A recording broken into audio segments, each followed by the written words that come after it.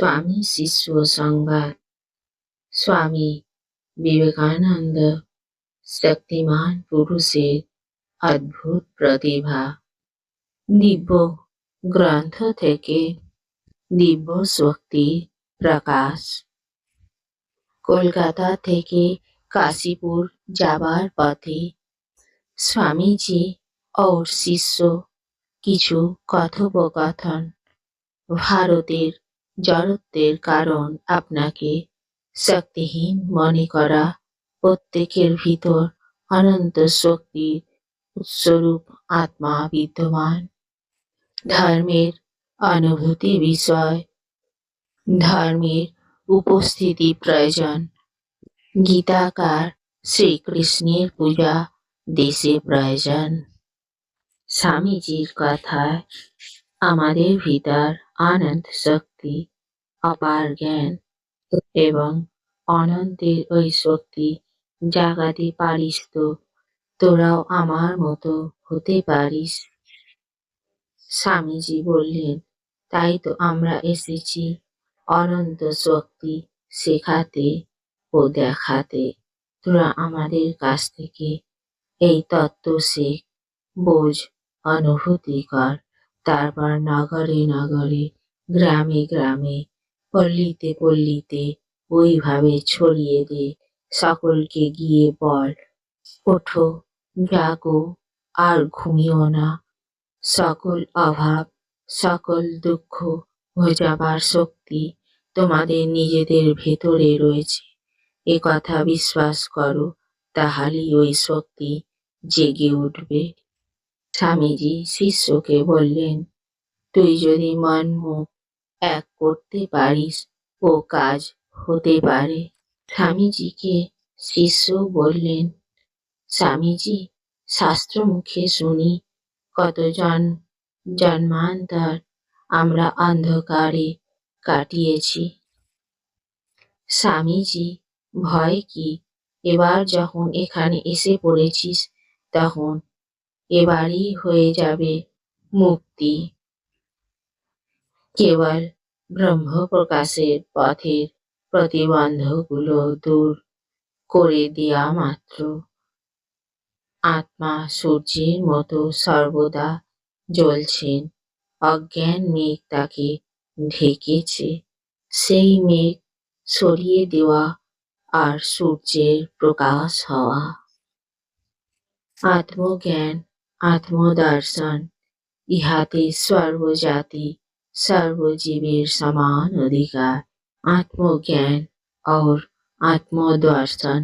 স্বামীজি শিষ্যকে বললেন, কুরুক্ষেত্রের কৃষ্ণ কেমন হৃদয়গ্রাহী তাও দেখ।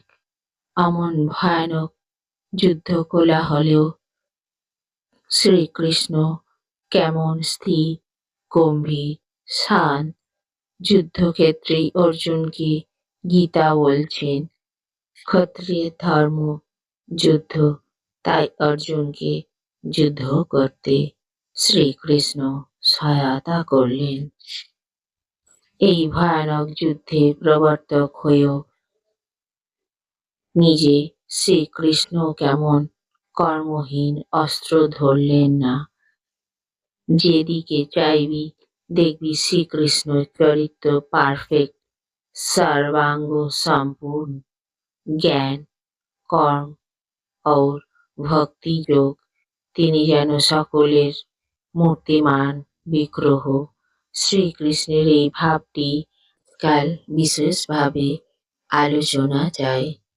স্বামীজি বললেন, উৎসাহী অনুরাগী কতগুলো যুবক পেলে আমি দেশটাকে তোলপাড় করে দেব। স্বামীজি বললেন, যিনি এই সংসার মায়ার পাড়ে নিয়ে যান, যিনি কৃপা করে সমস্ত মানসিক আধি ব্যাধি বিনষ্ট করেন, তিনি যথার্থ গুরু। আগে শিষ্যরা সমর্পিত হয়ে গুরুর আশ্রমে গমন করত। গুরু অধিকারী বলে বুঝলে তাকে দীক্ষিত করে বেদ পাঠ করাতেন।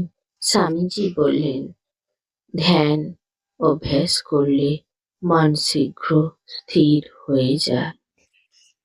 স্বামীজি বললেন, বেদের ভাষ্যকার জ্ঞানের জ্বলন্ত মূর্তি।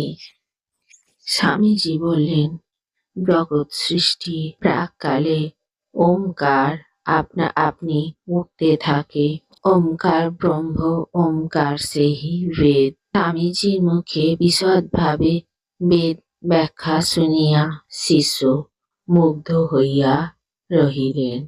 স্বামীজি বললেন, বেদাদি শাস্ত্রগ্রন্থের আলোচনা পঠন পাঠন করতে করতে সত্য বস্তু প্রত্যক্ষ হয়। স্বামীজি শিষ্যকে ধ্যান প্রসঙ্গে বললেন, ধ্যান একদিনও বন্ধ দিবি না।